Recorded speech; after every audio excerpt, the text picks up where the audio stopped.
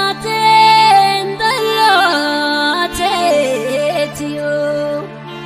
faten dalatetio, warwade dalatetio, walala nolani dalatetio.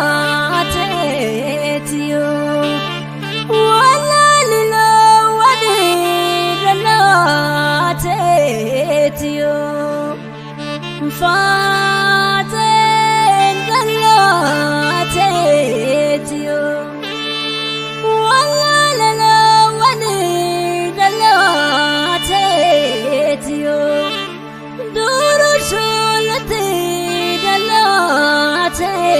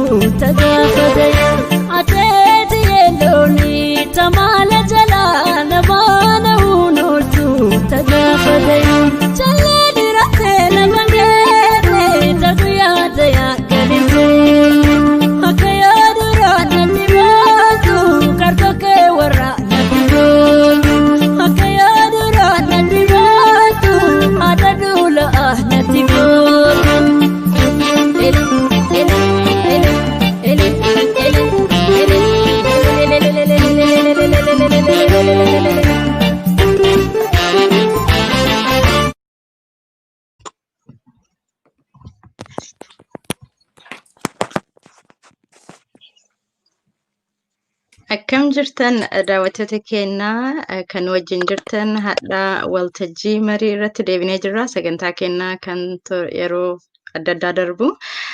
Har'as keessummaa qabannee isinitti deebinee jirra. Ashamaa isiniin jecha akkam ooltan akkam bultan bakka jirtan maratti warri nu daawwachaa jirtan sagantaa kana share godhaatiin nama hunda wajjin gahaa. Yaada waliif dabarfachuu deemna. Yaada kanarratti namadaan haarawaan fuula haarawaa qabadhee dhufee jira. Kanaafuu waan bal'aa irratti wal dubbachuu deemna yookiin mari'achuu deemna. Hadhaa akkuma beektanii waanuma Oromooti. Wanti Oromoollee urgaa artistii yookiin ilmi keenya Haacaaluu Hundeessaa wareegamee ji'a tokko yookiin guyyaa 40 ol guunnee jirra. Hanga ammaa wanti achi as godhamee wareegama isaa boodas gadadoo baay'eetu iyyuu Oromoo irratti deemu jira. Hidhamuu, ajjeeffamuu akkasumas hojii suukkanneessaa adda addaa mootummaa Itoophiyaatiin uummata Oromoo fi akkasumas uummata naannoo biraa kan akka Kibbaa warra Walaayittaa irratti falmiin ka'eeti jira. Oromiyaan tasgabbii hin qabdu keessattuu garuuyyuu Itoophiyaan guutuun daaqa irra jirti. Daaqa kanarratti namoonni baay'een miidhamutti jira. Oromoon miidhamutti jira. Sabaaf sablammoonni adda addaas miidhamutti jiranii. Kanarratti mari'achuu deemna. Garuu keessattuuyyuu waa'ee Oromoo Protest yookiin falmii Oromoo kan 2020 kana kan urgaa Haacaaluun wareegamee as dhufee hidhaa Jawaar irratti OMN biyyarraa ari'amuu yookiin warroonni siyaasaa Oromoo hidhamuu akkasumas namoonni kaawwan hidhamuu irraa akkasumas waan kanarratti hirkatee hirmaannaan dubartiif yookiin ilaalchi dubartii akkamii karaa kanarratti jechuudhaan walii dubbachuu deemna. Iddoo sagantaa keenyatti hin seenin garuu akkuma beektanii namoonni baay'ee miidhamutti jiranii. Wanti an adda kaasuu fedhu ijoolleen teenya baay'een dhahamtee jirti. Waraana biyya saniitiin namni an adda kaasuu fedhe mucaa umrii 12 Obsaa Jamaal kan jedhamu heexoosatti kadhamee xiyyiitiin dhoofteetiin macureen isaa garaa irraa ala bahee jira. Yaala isa feesisaa, qarqaarsa isa feesisaa haadha hin qabu, abbaa qofa qaba. Abbaanis rakkataadha. Kanaaf namni isa qarqaaruu dandeettan keessan naaf barreessaa. Yookinnaan suuraan isaa peejii namoota baay'ee irra jira. Yookinnaan Oromoo Cause irratti illee ni maxxansinaa. Yoo dandeettan keessan qunnama daa'ima kana haa baraarru. Ijoollee gara 2-3tu jira. Inni isaan tokko keessa mucaan tokko kan cirrutti dhahamee amma hospitaalatti yaalamu jira. Isaafis du'aayii gochaa. Kan hafes akka yaalannu isiniin jedha ulfaadha. Sagantaa keenya kan hadhaa gahee dubartii yookiin hirmaannaan dubartii falmii Oromoo keessatti maal fakkaata kan jedhu mari'atu deemna. Keessummaan keenyas hadhaa Biiftuu Galmooti UK irraa akkasiin of beeksistuun hiree kennaa fi hirmaannaan dubartii jabaatee jira. As bifa addaatiin immoo as deebi'ee jira. Dubartiin magaalaa baay'eetti adda addaatti gabbaatee atiitee baatee siinqeen tiyya jiituun si haamiitu jettee dubbatutti jirti. Dubartiin akkas jechuun dubbii jabduudha. Dubbii jabduu waan taateef Biiftuu Galmoo qabadhee dhufee jira. Biiftuu baga dhuftee baga sagantaa waltajjii marii irratti dhihaattee hiree siif kennaa. Galatoom jecha ulfaadhu jecha mee Biiftuun eessa jirti maal baratti ka jedhu irratti of beeksisi namoota sagantaa kana laalaniif yookiin laalaa jiraniif laaluuf deemaniifis of beeksisin sin jedha ulfaadhu. Galatoomii hedduu siinqee maqaan kiyya Biiftuu Galmooti. Ani magaalaa Manchesteriin jiraadha England keessatti. Historically refugee'n ta'ee as dhufe ani Kenya irraa as dhufe hoggaa 10tti. So I've been here for about 12 years now or so. Yes, ani barattuu seeraati Englanditti. I'm a postgraduate degree godhuu barbaada yookaan master undergraduate kiyya hoggaa kanaan fixee. Sanii wajjin community Oromoo keessaa yeroo ammaa kana keessatti waldaa dargaggootaa wajjii akka sekreteerittiin wajjii hojjechuu jira. Protestii amma kaplaanii sababa du'a Haacaaluu kanaaf illee kaplaanii sababa kanaaf calqabne committee sanii ammoo akkuma itti fufnutti itti jira saniif because of obviously because of Haacaaluu's death. And of course, for future things as well, I'm still continuing my work with the committee. So I'm new to it, but yes, that's what I primarily do at the moment. Fantastic. Thank you so much for that brief introduction, but deeper knowledge of you. I mean, we get to know you a little bit more deeper later on, but thanks so much for that intro. And Beef, to say you've, from my understanding, Keenyatti guddatteen jedheeti namana. I mean, umrii xiqqaadhaan UK dhufte ammas barattuu seeraati. Akkasumas hojii Oromoo irratti illee hirmaatutti jirta. Hirmaannaa kana keessatti ati sanuu barattuu seeraati. Barattuu seeraa illee taatee aadaa biyya 2-3 fudhattee jirta, kan Oromiyaa, kan Keenya, amma immoo kan biyya Faranjii United Kingdom fudhattee jirta. Aadaa baay'ee keessatti barattee aadaa kanneen wal biratti ilaaltee yoo jettu yookinnaan kama Oromootu yoo fudhanne gaheen dubartii maal fakkaatu yookinnaan dubartii irraa maaltu eegama? Dubartiin aadaa Oromoo keessatti yookinnaan qabsoo Oromoo keessatti iyyuu akkamitti ilaalamti jettee tilmaamta? Maaliif namuu yaada adda addaa qaba. Yeroo baay'ee dubartiin qabsoo keessa hin jirtu, qabsoo keessa hirmaannaa isii barbaannaa waan akkasitti dubbatama. Yookinnaan immoo namni gariin aadaan siinqeetu hin jira. Gadaa keessatti dubartiin kabajaa qabdi, dubartiin gahee guddaa qabdi. Hirmaannaan isii odoo fuulli isii hin mul'atin iyyuu isiin waan guddaa nuuf hojjetti. Dubartiin utubaa manaati, utubaa maatiifi utubaa qabsooti jedhanii dubbatanii. Ati haga argitetti dubartiin hirmaannaan isii yookinnaan gaheen isii maal sitti fakkaata? Ani akkaan arketti hirmaannaan dubartii guddaa na fakkaata. I've had a very good example.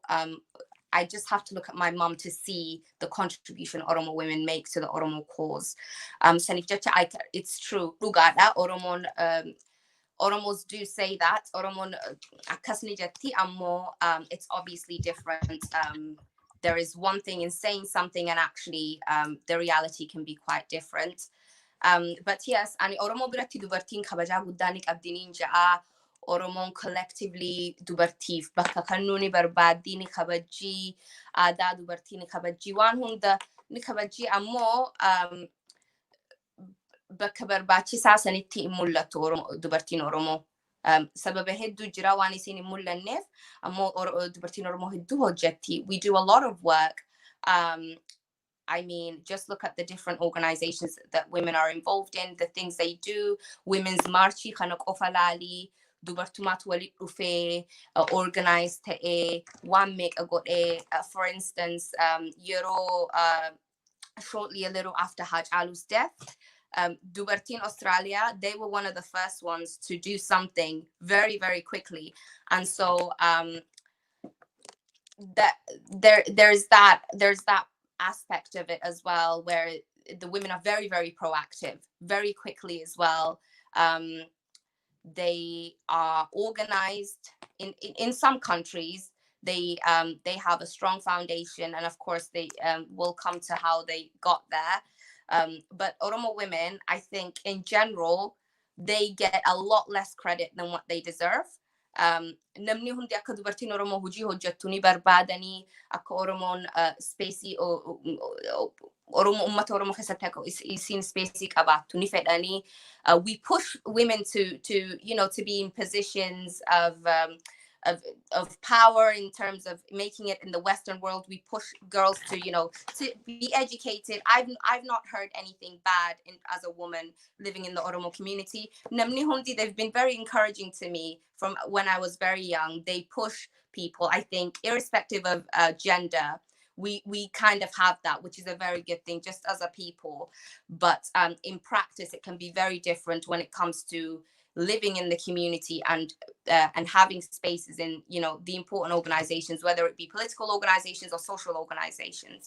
So I think we talk a lot in terms of as you said, namni waan dubartii hedduu ni haasawa ammoo hojiin hojjetan. They don't do the necessary work to help represent women or put women in those positions. But yes, women do a lot more work than they're given credit for.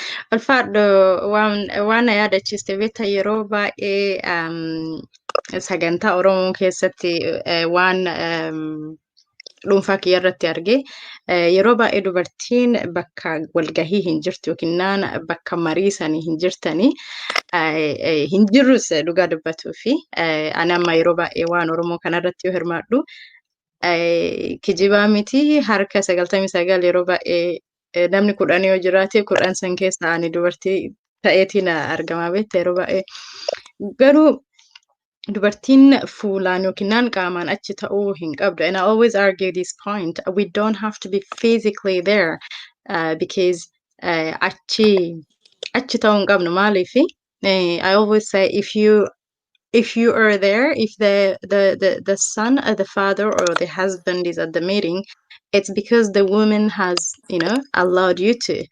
And I always believe that because yoo isin daa'ima sirraa hin qabne, yoo isin ilma san sirraa hin qabne, yoo isin mana qabutti hin jirre inni achi hin dhaqu. So I think that in a sense itself akkuma ati jette yeroo baay'ee hin dubbatamaa dubartiin akka waan nuti keessa hin jirretti ilaalama garuu gaheen keenya guddaadha maaliif yoo dubartiin mana hin qabne yoo dubartiin hayyama abbaa manaa saniitiyyuu hin kennine yookiin obboleessa ilma saniif yoo hin kennine inni achiyyuu dhaquu hin danda'u jechuudha.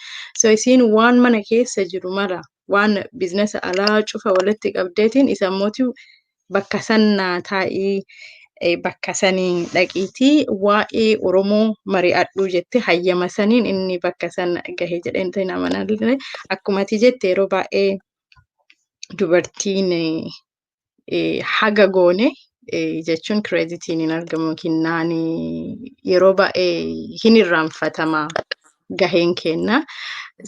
Kanaaf I think waan laalee arge keessatti hirmaannaan dubartii bifa jijjiiratee jira. Bifa jijjiiratee as dhufee jira. So bifa kana irratti mee addaan babbaasneetiin mee bifa kam jijjiirate jechuudhaa fi gaafii lammaffaatti deemna. Gaafii lammaffaallee hiriira Oromoo yookiin falmii Oromoo kanaa biyya Oromoo Protest bakka lama qooduu feena. Tokko kan 2014 haga 18 achi immoo kan lammaffaa kan marsaa lammaffaa kan baranaati jecha torbaan 6 hagas dura ka jalqabe. Sunis wareegama Haacaaluu irratti ka'eetiin marsaan jalqabaa waa'ee maaster pilaanii shaggar irraa dhaabu yookiin finfinnee dhaabu afaan Oromoo afaan federaalaa ta'uu Oromiyaan ofiin of bulchuu akkasumas shaggar magaalaa guddittii kenna ta'uu fi waan baay'ee isarratti dubbii ijoo afran sana haa taatu malee waan baay'eetu achi keessa jira. Akkasumas sirna nama nyaataa biyya san yeroo dheeraaf waggaa 27 deemaa ture san cabsuudhaa fi kan ammaa kun immootiyyuu bifas jijjiiratee jira. Akkasumas du'a Haacaaluu irratti hirkateetiin kan jalqabame. Of course namoota baay'eetu hidhame. Dubartiin immoo baatee atiitee bahutti jirti. Siinqee ofii qabattee dubartiin haala addaatiin Oromoo Protest yookiin falmii Oromoo kanarratti kaatee jirti. Mee kaayoon yookiin galmeen Oromoo Protest kan dheengadda jalqabe yookiin kan ji'a dura jalqabe kun kaayoon isaa maali?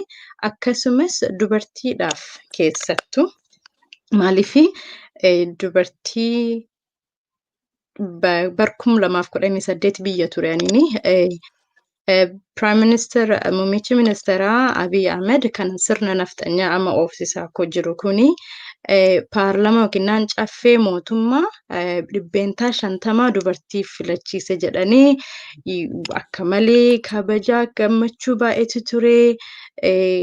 Addunyaan dhageettee ture nullee akka malee gammadaa ture wanti kun jijjiiramni dhufaa jira jechaa turre.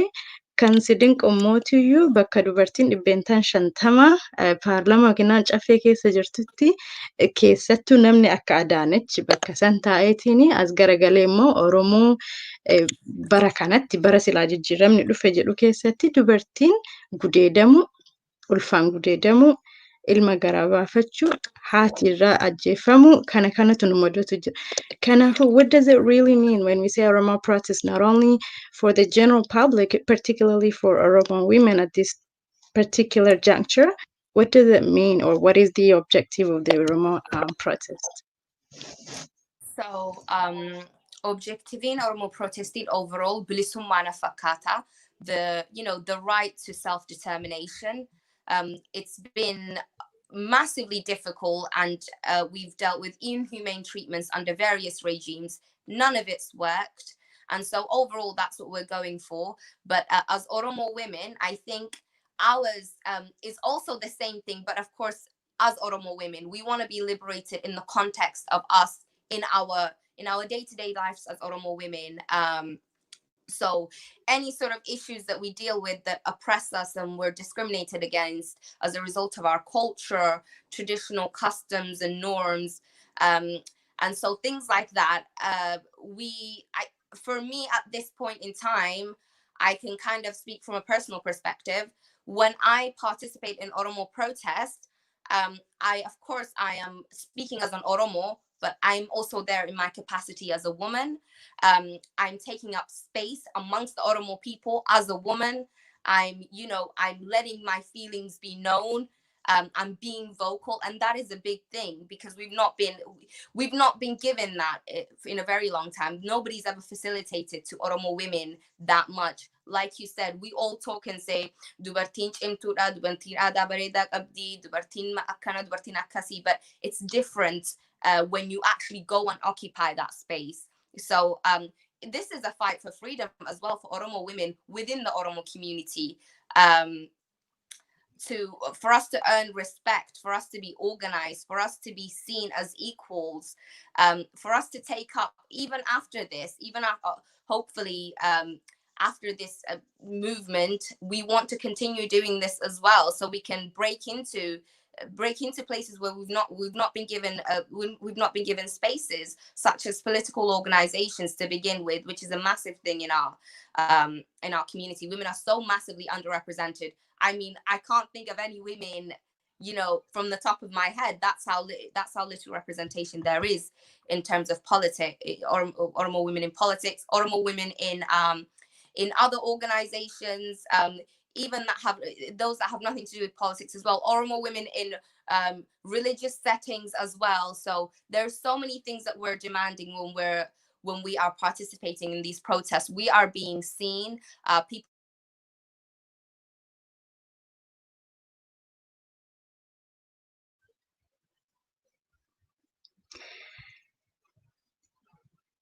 Sagantaan keenyatti fufuutti jira. Waltajjii marii ammas waliin jirra. Biiftuu galmoo biiftuu deebitee galatoomii. Neetworkii xiqqoo laaffatiin si'a. Hin dhageettamii biiftuu? Sagaleen kee miitii irra jiran si'a. Hin dhageessaa?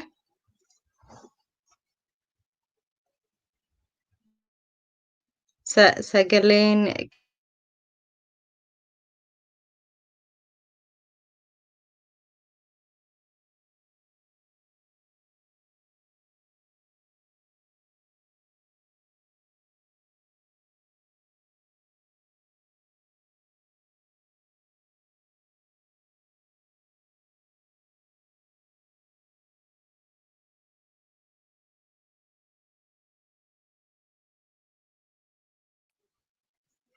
daawwattoota keenyaa sagantaan keenya itti fufaa.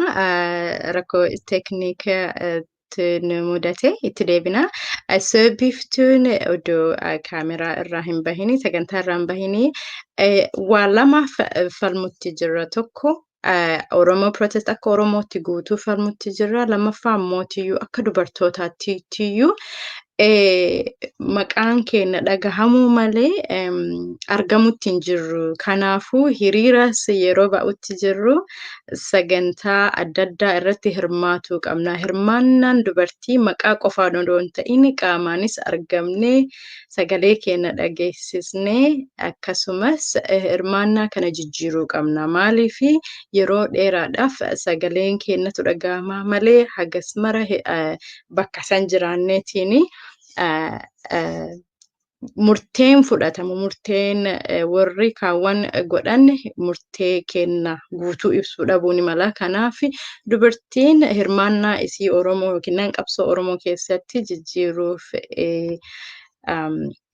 amma haala jijjiirannee itti deemuutti jirra jetti. Biiftuudhaan walitti deemina. Hagasiif wanti sagantaa irratti dubbatutti jirru irruma deebi'uudhaaf haga Haacaaluu Hundeessaa wareegamee as ji'aa fi guyyaa 10 caalaa guunnee jirra. Garuu taateen achi booda baay'eetu jira. Jawaar Mohaammed hagammaa mana hidhaa jira. Baqqalaa Garbaa akkasumas namoonni baay'een mana hidhaa jiranii.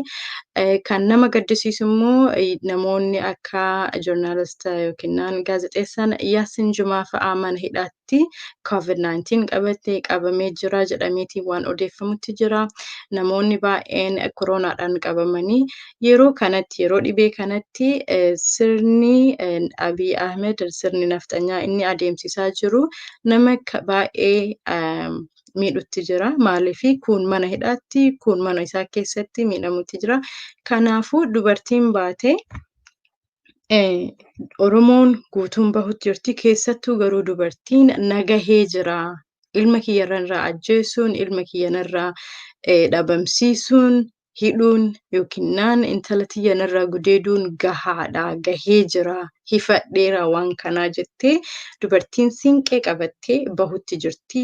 Naannoo yookiin magaalota adda addaa irratti sagantaan dubartiin adda hiriira bahuu kan jalqabe yoo balleesseef na sirreessaatiin Minisootatti dubartiin siinqee ateeteedhaan baatee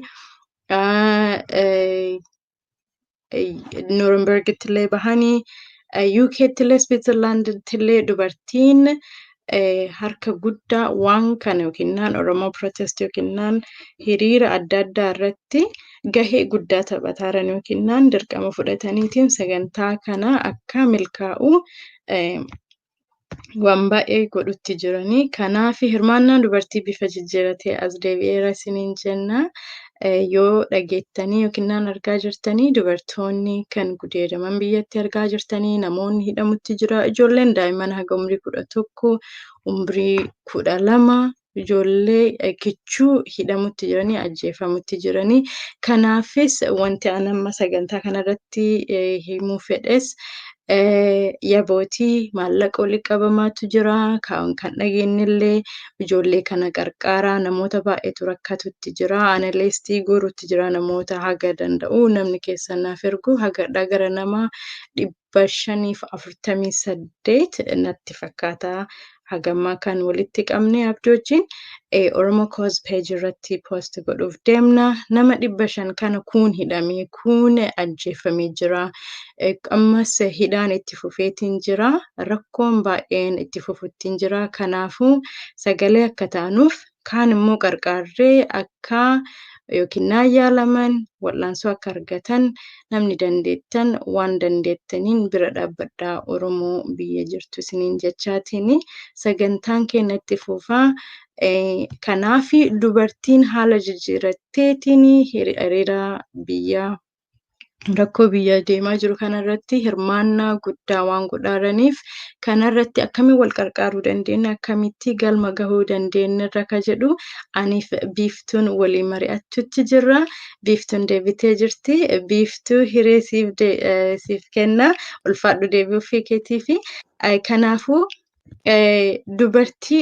dubartiin dhagahamuu qofa odoo hin ta'in bakkaan achi jiraannee qaamaan achi jiraannee bakka sanitti murteen godhamu yookiinnaan mariin godhamu sun nuti irra waliigallee murtee san dabarsinee qabsoo kana ufafootti ceesisuu qabna ka jedhunirra dubartiin adda addaa atiitee bahujjanii siinqee qabatanii nu gahee wanti godhamaa jiru jijjiiramni dhufuu qaba gara baay'eedhaan.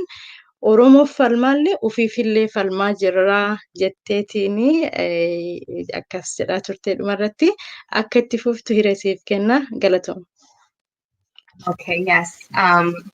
And so Ifama, I was having some technical difficulties, but yes, and so waan jechaa ture nuti keessaafuu akka Oromootiittillee akka dubartii Oromootiittillee rakkoo qabnaa discriminationii fi, because of patriarchy, we have issues within our own society, and we have issues as Oromo people as well. And so we're fighting two or even more battles in some instances. And so I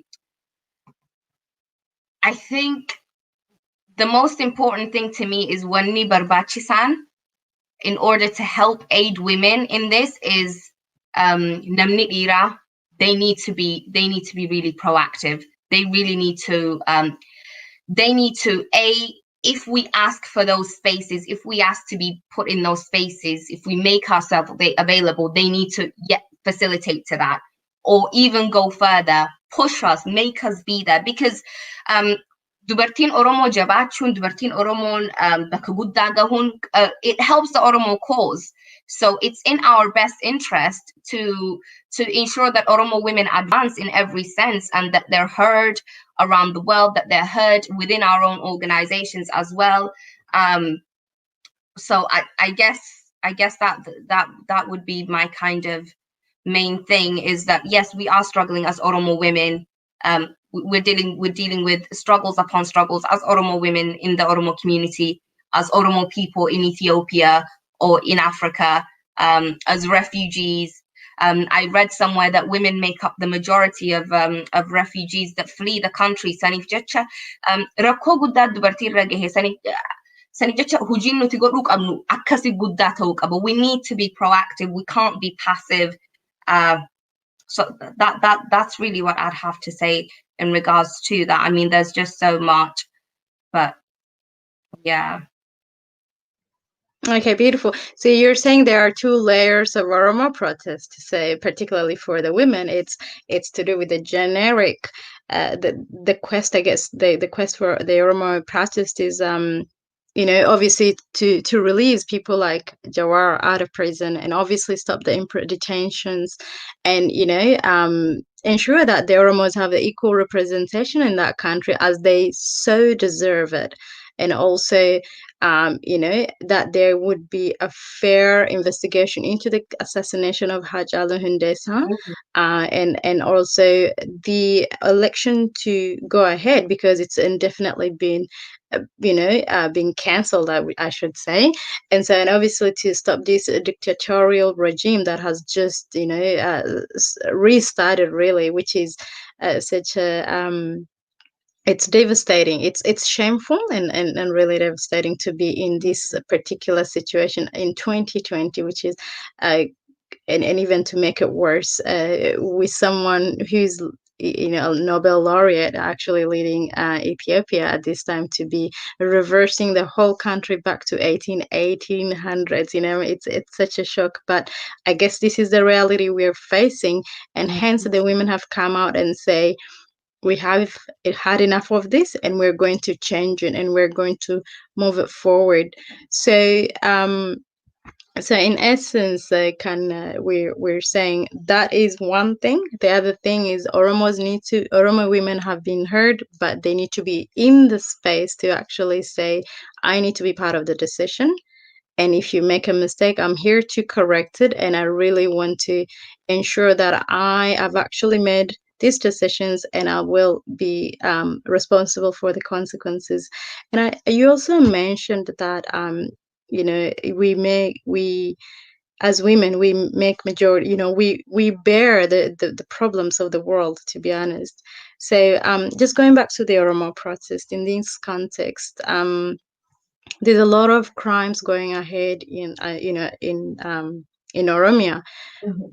What do you think we should be doing at this stage? So what is the objective of the protest? Particularly, you're organizing one of them in Europe.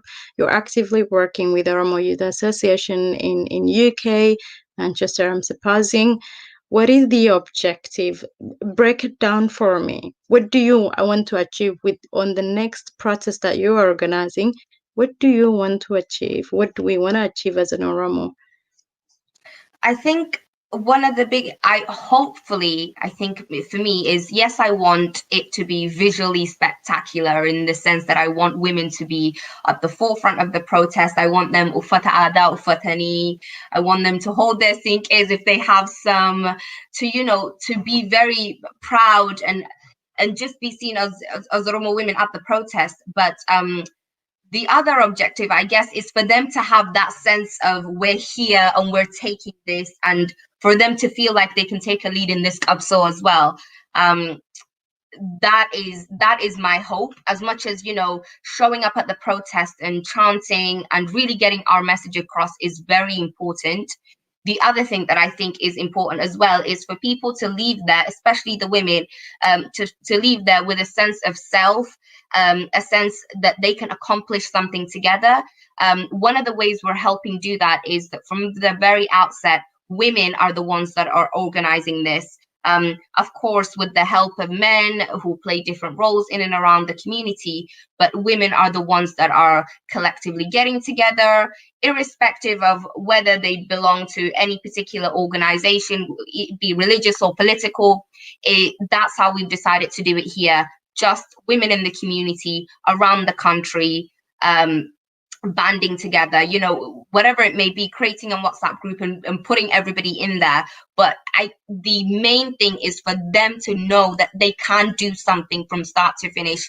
In so many instances, we don't even get the opportunity to show how skilled we are at something, or how competent we are, or that we can even give something a try. There isn't that chance.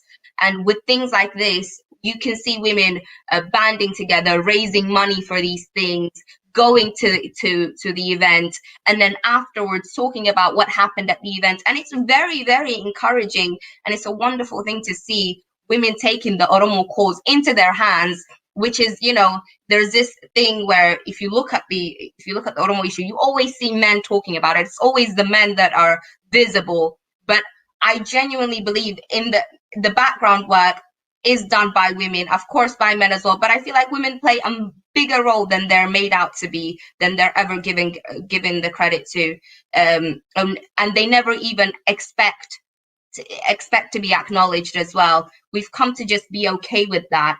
And my hope for the protest is women are also seeing other women across the world taking up spaces and being very vocal and being proud of being there, and not feeling like that they should give it to a man, or that they should I guess in some way be a little bit shy about it. They're not anymore. I can really see that in some instances, and I'm really happy. And I think that's what my main objective is, for women to realize that they can't do this together, for them to go through this process and feel compelled to want to build a stronger foundation for themselves, for them to hopefully this will push them to want to connect with each other more.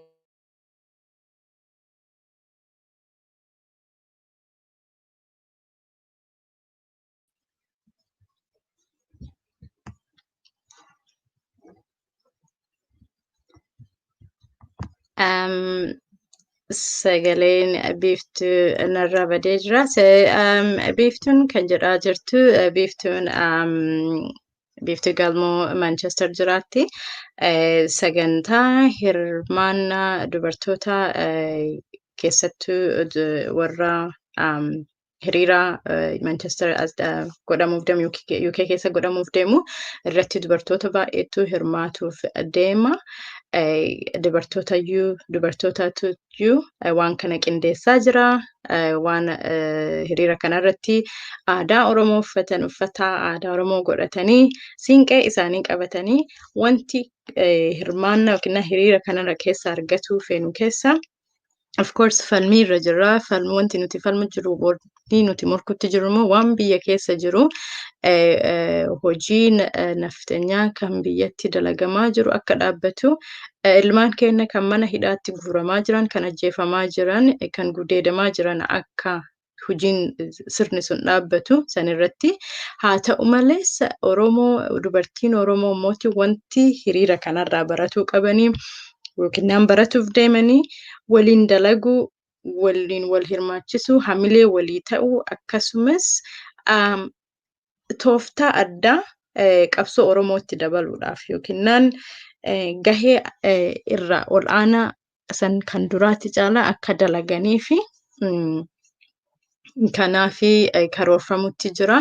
Kana keessaa immoo dubartoota addunyaa biraatiif Oromoon maal aadaan isii akkam akka ta'e, hirmaannaan dubartii akkam akka ta'e, humni dubartii yookiin ciminni dubartii aadaa Oromoo keessatti akkam akka ta'e akka mul'atuu fi yookiin addunyattis mul'isuu fi maaliifi aadaan keenya yoo bareedina keenya kana aadaa keenya bareedaa yoo mul'isnee jenne sirna keenya kan siinqee yookiin kan gadaa keessatti bocame kana yoo addunyatti mul'isne takka barnoota ta'aaf, lammaffaa waanuma aadaa keenyaa waanuma nama keenyaatu nama biraa barsiisuu ta'a. Kanaafuyyuu yeroo baay'ee namoonni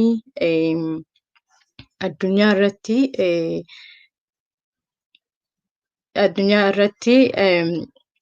barnoota akka ta'a. Maaliifi aayidiyaa tokko bakka tokko fudhattee tokkoon barataa tokko hin barsiistaa. Kanaafuu hiriirri kun kan as deemaa jiru kan dargaggooti yookiin dubartoota akka biiftuudhaan qindeeffamaa jiru kuni Oromoo biyyaa qofa odoo hin ta'in Oromoo qofa waa barsiisuu hin ta'in addunyaayyu waa barsiisuu deemna. Kanaafi hiriira kana qindeessaa jiranii. Walitti deebinaa daawwattoota keenya waltajjii marii ammas nu wajji turaa isiniin jecha wanti hadha irratti dubbachuu deemnu hirmaannaan dubartii yookiin gahee dubartii falmii Oromoo irratti yookiin qabsoo Oromoo irratti maal fakkaata, bifa akkamiitiin deemutti jira, akkasumas akkamiin galma geennaa jechuudha. Boqonnaa xiqqoo fudhannee walitti deebinaa. Ulfaadhaa wal biraa akka jiraannu walitti deebinaa isiniin jedha. Sitti himee singaluu.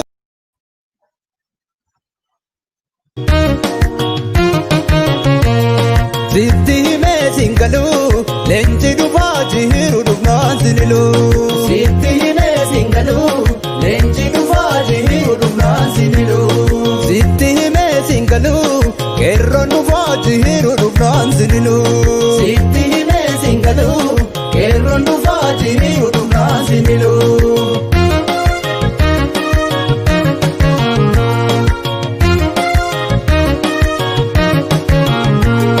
Saba gabroomsu warri garaan kaatanii maqaa sabaatiin warri aangoo yaatanii aangoo hundee qaamne irra teessan garuu sabaa gadeessi tadees seensan boru bitee gilaashii hawwee dhugaasu hawwee bitee gilaashii hawwee dhugaasu hawwee kaani nariitaa kaawwani niitaa sila sabni gadaa'ee mukatti yaa'ee ila situu kakaasee mukatti yaasee sila sabni gogaa'ee qabsoo biniinsu jira bitee gilaashii hawwee dhugaasu hawwee bitee gilaashii hawwee dhugaasu hawwee sabaa ugayyaaf teree ufikkaaf teree gubaa dargii gubatee kadhu heegere sireen qabuun irra fuudhuun si lafu dhufnaan garuu siifillee murtiini nafu bitee gilaashii hawwee dhugaasu hawwee bitee gilaashii hawwee dhugaasu hawwee.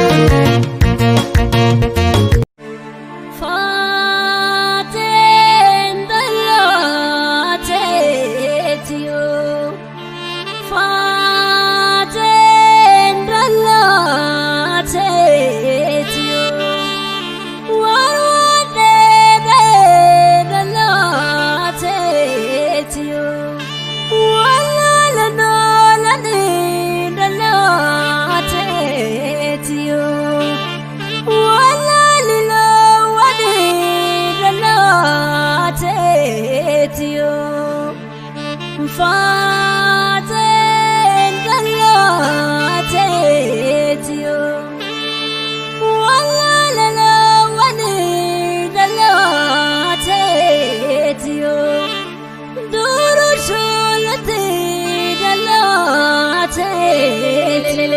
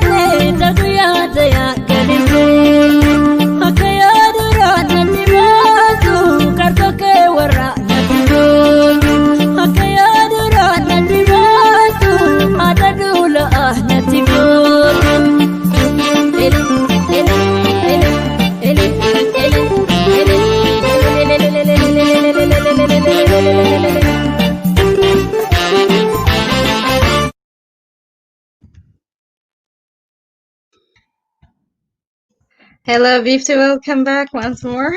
Sorry, my dear. Again, Sinke, thank you. All good. So we'll be concluding shortly. Anyway, we've done quite a lot. Thank you so much for for coming back again. So we were talking about what we would like to achieve out of this protest that you guys are actually organizing in a few weeks or days, I should say, in UK. Yeah. And you mentioned that it's not only about what we want to achieve back home. It's also teaching others, the rest of the world, what Oromo looks like, the beauty of Oromo, the culture, the institutions that we have. So going maybe for moving forward from that one, obviously you've worked quite actively in the Oromo community, and you're also organizing this protest, and you've also seen other protests going ahead in different countries, different cities. What do you believe has worked for us, and what has not worked?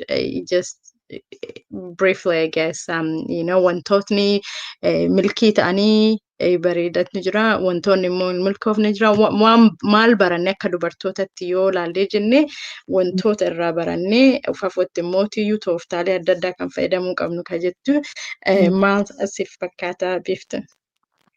Okay. Wanni irraa milkooyne wanni naan jedhu It's when we do things independent of other people. Hujii nuti nama yookaan nama ala yookaan organization ala walaba yoo taane hojjanne akka dubartiitti irra hedduu ni milkoona.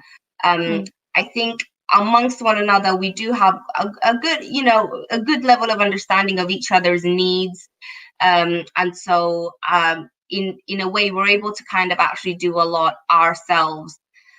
Without the involvement of other people. One thing that has worked for definite is when women just kind of do their own thing by themselves. And I think I can definitely see that being a success here. So that's one thing that I think we've done well.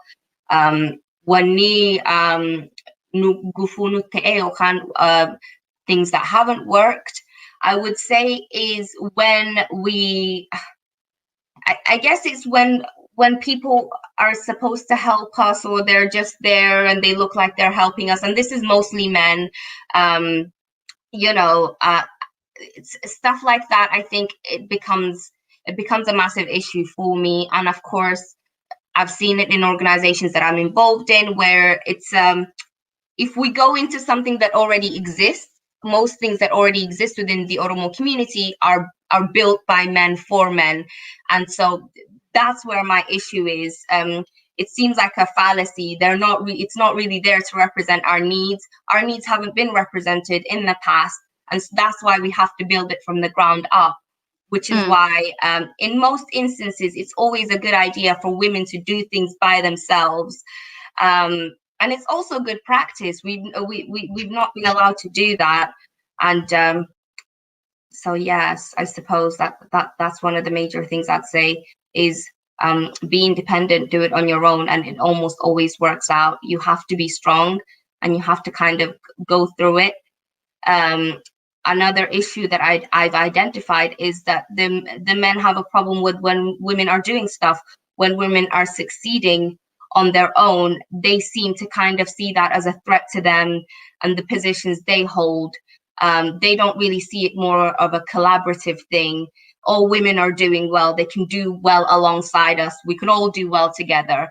That's what stopped us from progressing for a very long time. We've not been given a seat at the table because they might see women as a threat, and I think which they do.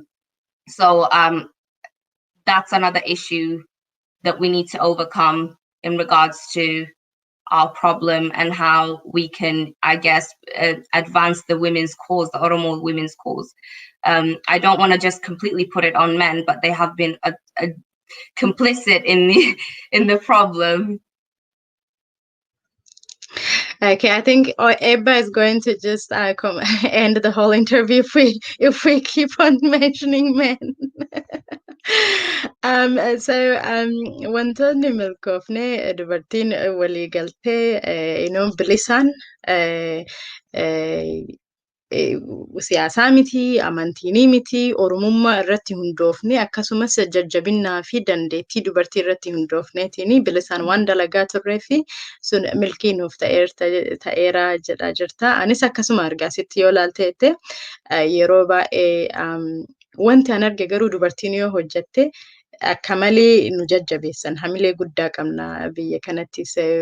I think oduma garaan dhukkubu garuu hamilee bareedanuu ta'anii waan baay'ee nutti kennanii isinummaan oofaanu maal isinii goona nuun jedhani gara kanatti. Nu biraallee waan santu jira. Warroonni dhiiraa yeroo baay'ee maaliin isin qarqaarraa, isin nu afoo deemaa, nuti duuba isin qarqaarraa, maal feetanii jedhanii nu gaafatanii. And I think akka muuxannootti wanti nuuf galmee yookiin wanti nuuf milkaa'e kan arge jechuudha. Encouragement, wal jajjabeessuu san hamilee walii kennu, maatiirraan dhufaa, namoota adda addaarraan dhufaa, hamilee walii ta'uun bakka maratti iyyuu nu jabeessa jedheetiin amana. Kanaafi hiriirri ammas deemaa jiru kuni kan dubartoonni itti hirmaataaranii akka bifuma addaatiin aadaa ofii barsiisaa, seenaa ofiis himataa, rakkoo ofiillee himataa, rakkoo biyya sanii biyya Itoophiyaallee himataatiin himaatiin waan baay'ee ifa godhaati. Akkasumas aadaa keenya addunyaallee barsiisuuf deemnaa jedheetiin argaa. Ammallee wanti ani hin milkaa'a jedhee abdadhullee maal si fakkaate gaafa dubartiin ala baatu waan attentionii argata yookiin xiyyeeffannoo argata. Maal jedha kitaaba amantii irratti illee jaannanni miila dubartii jala jira, miila haadhaa jala jira jedha. Yeroo baay'ee aadaan Oromoo illee dubartii kabaja guddaa qabaaf practically yookiin hojiitti jijjiiramuu dhabuun rakkoo biraati. Akkasuma kitaabolee amantii keessatti illee kabajaan dubartii yookiin dirqamni dubartii guddaadha. Rabbillee dandeettii addaan nuuf kennee jira beekte. Kanaaf dubartiin siinqee qabattee gaafa gabbaatu waan ulfaataadha. Keessattuu dubartii qofa yoo ta'e, it's definitely going to attract a lot of attention jedheetiin amana. So, kudos to our women who've actually taken it on themselves, including you and the rest of your team, which is amazing, and to the women across the globe. Kan dubartoonni Oromoo fakkeenya guddaa nuuf taatanii ulfaadhaa isiniin jedha. Baguma isinirraa dhalannee jechaatini.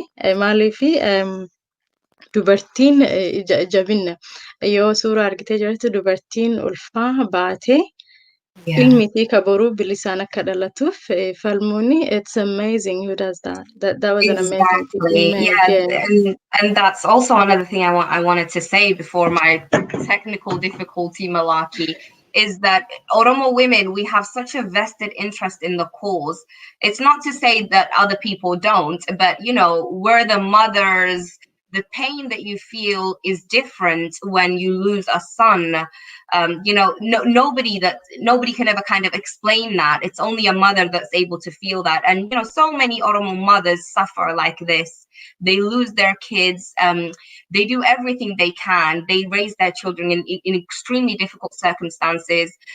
They are deprived economically, socially, politically, yet they continue to want to succeed, and the drive they have is always amazing. And so we definitely have to do more. I expect more from Oromo organizations. I expect more from Oromo people, irrespective of them being men and women, in really trying to put Oromo women at the center of any Oromo movement. It's essential now. It's going to be embarrassing if that's not the way things are done from now on.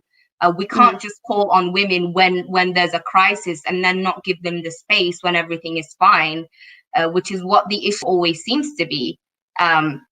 So, we want this all the time. This treatment, this calling on women to want to have their own march, to, be organized and do this. This should continue all the time, irrespective of Oromo people experiencing bad, horrible things like this.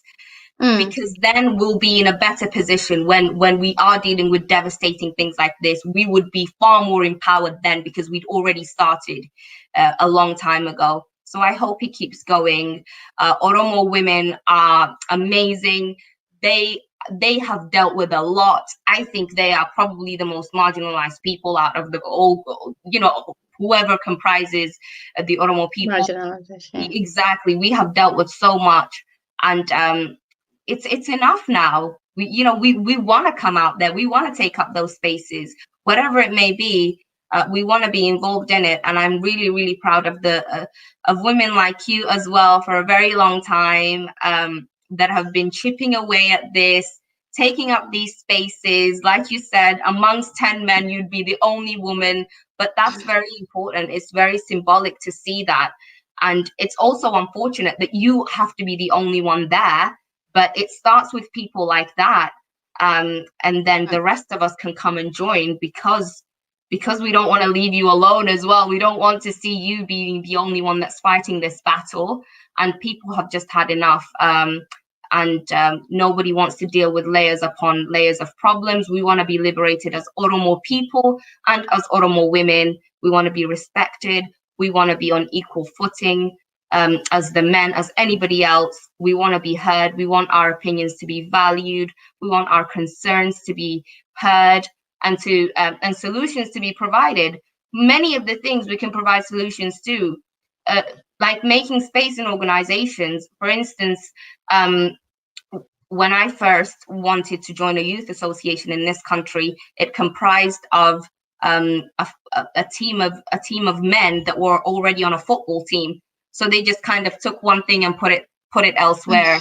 And that doesn't work. And it was very difficult because it ended up being that I couldn't bring any more girls in or anything like that, because the positions have already been taken by the committee that's already on the football team. And so let's not do that. Let's not create barriers to women by just inviting people that we already know, men taking up those roles again. Let's not do that. Let's not carry on the things that we've been doing. It's not worked. If people don't have the answers, they should look to the women. They should ask the women. It starts there. If people do not know the answer, let them look for the women to answer. So that I'll end it there. But before I end it there, I would like to I'll just conclude this and I say akkuma nulaalaa turtanii ulfaadhaa isiniin jechaatini sagantaa kenna anaaf biiftitu hadhaa waltajjii marii irraa isinitti dubbataa ture ulfaadhaa isiniin jecha. Biiftu, I really want to ask you one last question. There is so much energy behind every single word that you've spoken today, and I really want to know who's behind that, that voice, that energy, that power, that excitement that you carry. It's really it's quite infectious, I should say. Namoonni Oromoo keessaa waa'ee Oromoo akka malee hamilee guddaa qabda. Namoonni akka fakkeenyaatti fudhattu Oromoo keessaa eenyu jennee kanarratti xumurra. Oh, Galatomi Sinke, for your kind words.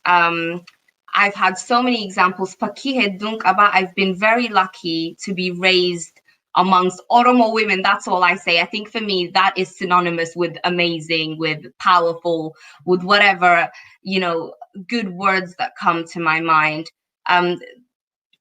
As a refugee, I've been able to see a lot of women manage tough situations and, ultimately come out triumphant. And that's been through pure perseverance in some cases, because they don't have any other resources. They're not huji professional and kabani. They're not, they don't really have any, even in the Oromo community, they don't really have any place in the community, but they still kind of strive to do their best. And so I really can't name any names like that specifically, but I have a good example close to home. My mom, I would say, is probably one of the reasons why I've come to be the way I am, but also I've kind of had to find my own voice as well, because my issues are different to her issues. Her issues, she's dealt with being an Oromo woman in Ethiopia, and then in Nairobi, and then here. Whereas with me, I'm now a young professional in the West. It's a completely different life that that she's led, but most of my inspiration is drawn from her, and then of course I have to adapt it to the needs that I have and my generation has. And the way I do that is by looking at people like you, because people like being flattered. I feel flattered. It's a really necessary illustration of how to apply yourself as an Oromo woman. People like yourselves and tons of other women across different platforms in different organizations, like the Oromo Protest.org movement, which seems to be led by women massively, and it's really fantastic to see. So I can list my role models all day, every day, and I probably wouldn't even be halfway through. But it's a little bit of everything, a little bit of everyone, a little bit of every Oromo woman from each walk of life. So yes. Okay. Ulfaadhu jechoota babbareedoo kan keetiifis haati tante, she's really done an amazing job, like any other woman, but really it does reveal. It's got a strong energy there. Thank you so much, Beefty, and all the best with the practice that you're organizing and your endeavors in the community and also in your studies as well. And I'm pretty sure we'll be back on this platform once more. And I really want to say thank you for the time that you've given us, given you're studying law and graduating pretty soon, and also doing quite a lot of community work out there. So I really want to say thank you for being available today for this long. And so daawwattoota keenya waltajjii marii kan nu ilaalaa turtan ulfaadhaa isiniin jechaa sagantaa keenya anaaf biiftuu galmoo Manchester UK irraa hirmaataa turre. Sagantaan kennas dubartiin akkamitti qabsoo Oromoo itti hirmaataa jiranii, gaheen isaanii maali, akkasumas hirmaannaan dubartoota marsa falmii Oromoo kanarratti maal fakkaata, wanti nuti milkoofne akkamii, waan milkoofne akkamitti jabeeffannee, kan hin irraa milkoofne immoo barnoota akkamii irraa barannee itti fufuu deemna jechuu irratti mari'ataan turre. Ulfaadhaa isiniin jedhaan hojii turuu keessaniif. Ammas irra deebi'ee namoota baay'eetu biyyatti miidhamutti jira. Kan hidhaman, kan ajjeefamaa jiran, ijoollee hin jedhu, dubartii hin jedhu, dhiira dubartii hin jedhu, namoota baay'eetu miidhamutti jira. Keessattuu daa'imman waggaa 11, 12 fi 13 kan miidhamaa jiran, yaala argataa hin jiranii. Har'a immoo keessatti kan xiyyeeffadhee irraa dubbachuu fedhu yookiin isin qaabsisuu fedhu mucaa obsaa Jamaal jedhamu waggaa 12 Ataayee yookiin heexoosatti dhahamee haadhan qabu abbaa qofa qaba. Abbaan isaas nama yaala danda'eetiin kafaluu fi hin dandeenye. Daa'imni sun dhahamee macureen ala jira, du'aa fi jiruu jidduu jira.